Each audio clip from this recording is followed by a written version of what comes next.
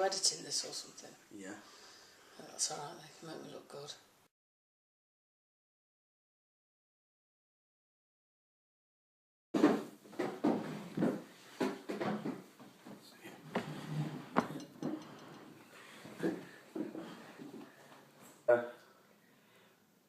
What was your first obsession when you were a child then, like music-wise? Obsession, as a 3-year-old, I can remember being totally besotted with the Beatles, in particular Paul McCartney. Why was that? Because I would presume at that young age, for some reason, I must have thought he was gorgeous. Okay. And I can remember, and in fact, my mum has photographs of me hugging the radiogram when the Beatles used to come on the radio. I liked all the Beatles, but always Paul McCartney was my favourite. I would think it was because he was the cutest one at that stage, and John Lennon was probably not particularly child-friendly towards a 3-year-old. What? Obviously that was when you were under 10. What about teens, early teens? I had, my next big group was the Monkeys when I was about 8 years of age, who were put together, the first group that were really put together. And they had, of course, their own TV show as well, which made them seem more real. And also that one of my neighbours actually went to school with Davy Jones' sister, and Davy Jones, of course, was from Manchester, and he was the cute one in that group, sort of, if I dare say, similar to Paul McCartney, in that they were both the cutest ones in the group. The next huge group was the Jackson 5. Right. Okay. And how would you describe your feelings towards them? I think we were amazed. I can remember sitting in the maths class the day after they'd appeared on the Diana Ross show, and I was 12 at the time, and everybody in the class was talking about them because obviously they were Michael certainly was a similar age to ourselves, a year older, and everyone was going on about how amazing they were at singing and dancing. Right. I did hear somewhere that you met them at one point. Is that right? Yes, actually, they after the main fandom, when they first shot to fame, I actually went to see them when I was 19, up in Preston, while the group was still together, and it was just before Michael brought out the Off the Wall album, which of course catapulted him to megastardom, and my sister and myself had actually got lost walking back to the car park, and ended up at the back of the hotel, where we were asked if we wanted to go in to meet the group, but then unfortunately we were stopped halfway there by security, and it was actually Michael's cousin that had shouted us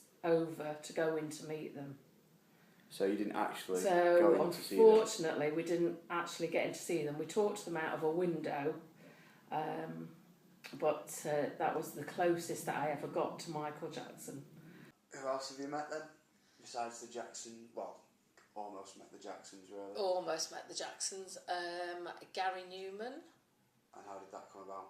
That came about, we had been down to see him play at Wembley, and then he did another tour, and he actually played up in Preston, and this time we went to the hotel, hung outside with quite a few other screaming fans, and after a few hours of driving the residents mad at the hotel, they actually invited us in I think when it started off there was probably about 150 fans outside, and probably at the end of 3 hours there was about 20 of us left. Yeah.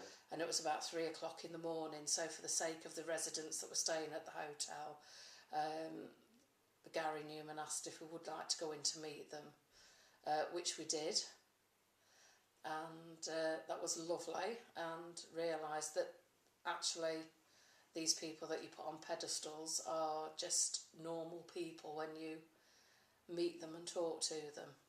Anyone else then? Did you say? Well, we nearly met Martin Fry of ABC, and actually because we live in Sheffield and the band was from Sheffield, and they became popular very quickly. We went to see them in concert, and actually got into the dressing rooms, but when we got there I was actually quite embarrassed to find them in their underwear. I'm more embarrassed because they actually didn't know that we were there. So I said to the people that I was with, I don't think this is right and I think we ought to go, because that made me realise that they were actually only human as well, and I felt quite embarrassed for them. So to this day Martin Fry doesn't actually know that I saw him in his black Y fronts. Oh, well, yeah. Yeah. Nice. Okay. He was a very thin man. Yes, that's... Who, if you could meet anyone, would you meet if you could now? Oh, if I could now, looking back, I would have loved to have met all 4 of the Beatles, which obviously will never happen now, but that is one huge regret, that I never actually saw them play together, but I was too young really anyway. I was only very young when they first became famous. Anyone else? Just out of curiosity. Who I would like to see? Yeah. No, I think just probably the Beatles. Okay. I think. Oh, sorry, and Buddy Holly. Buddy Holly. I would love to have met Buddy Holly, because his music influenced so many groups. Yeah. And especially the Beatles, and I would have loved to have met him. But he died before I was born. But I do admire his music. Yeah.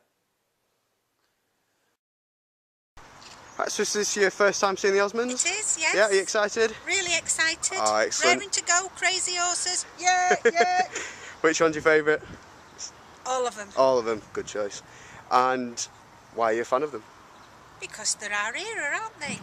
Yeah, so why are you fans of JLS? Because they're great. And Yeah. The songs are cool, the dedicated, the loving, the caring. And the good singers. Yeah, the good singers. Awesome. And the pure sex. I'm the kind of G the little homies wanna be like, on my knees in the night, saying prayers in the street light.